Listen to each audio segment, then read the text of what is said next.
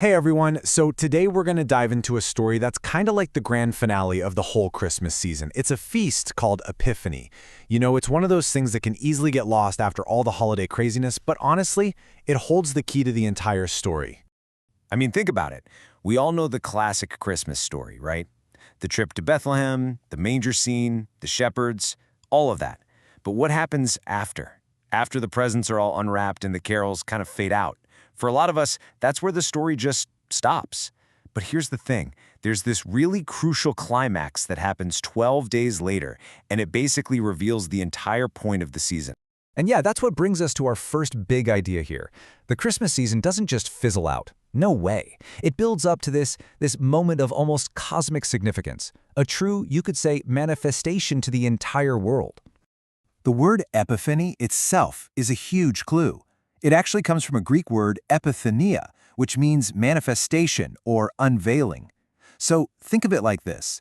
If Christmas is the quiet, humble beginning, God becoming human, then Epiphany is the big public reveal.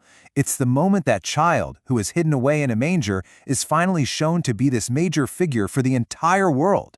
And you know that song, The 12 Days of Christmas? We all sing it, but here's a fun fact. It's not about the countdown to Christmas. Nope. Those 12 days actually start on Christmas Day, and they lead right up to January 6th, which is the traditional date for Epiphany. So it's the season's grand finale, not the prequel. Now, it's interesting because depending on the tradition you're looking at, the focus can be a little different. In the Western Church, it's pretty much all about the visit of the Magi, the wise men. But in the Eastern Church, the focus is often on Jesus' baptism. But here's the key thing. Even though the stories are different, the central theme is exactly the same. It's all about that public reveal of who Christ really is to the world. All right, so let's zoom in on the story most of us probably know best, from all the nativity scenes. We're talking about the journey of the Magi. This is really the heart of how Epiphany is celebrated in the West. So who were these Magi, anyway? Well, they were wise men, most likely astrologers, who came from somewhere in the East. But their real importance is what they symbolize. Get this, they represent all the non-Jewish nations. That was a huge, radical idea back then. Right from the very beginning, their presence sends this powerful signal that this story isn't just for one group of people.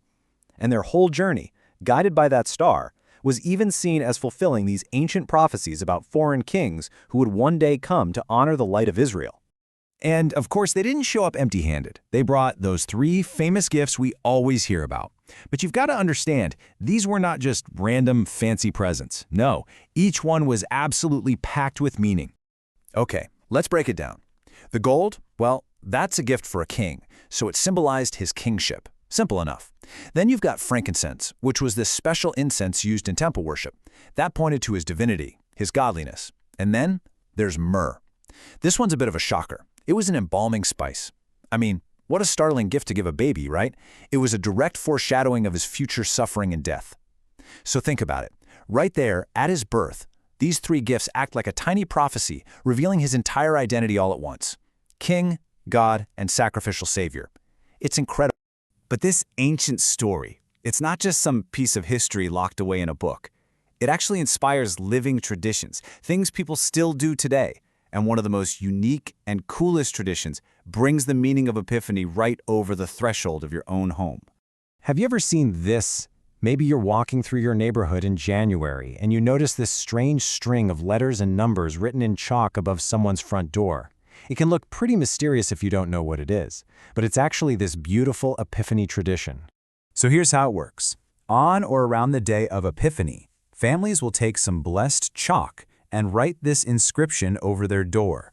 So let's say it's the year 2026. They'd write 20, then a cross, then C, a cross, M, a cross, B, a cross, and finally 26. So what on earth does all that mean?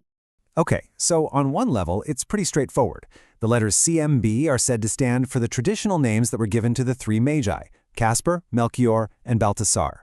So right away, you've got this direct link back to those very first visitors. But there's an even deeper layer of meaning going on here. See, those letters are also an acronym for a Latin phrase, Christus Menciamem Benedicat. And what does that mean? It's a prayer. May Christ bless this house. And that is the real heart of the whole tradition. It's literally a prayer inscribed right on the front door of your home. So what you have is this really simple, beautiful act with chalk that connects a modern family, right here and now, directly back to the ancient Epiphany story. Marking their door becomes their way of welcoming Christ into their home for the new year, and it totally echoes what the Magi did when they entered a home to worship him 2,000 years ago. And really this brings us full circle, right back to that central universal message of Epiphany. It's a message that starts with a single star in the east, but ends up being this open invitation for absolutely everyone. At its very core, the story of the Magi proclaims that this isn't just for a select few. It isn't confined to one nation or one culture or one specific group of people. The story of Epiphany is really a story of radical welcome and inclusion for all. And it even goes one step further than that. The story isn't just some passive event that we're supposed to observe from a distance. It's also a call to action. It's like a commissioning. For those who have seen the light, the challenge is then to go out and reflect that light in the world, just like the star guided the Magi on their journey.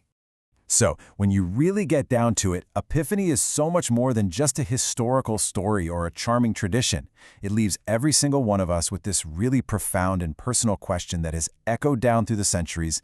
Having seen the light, how will you reflect it?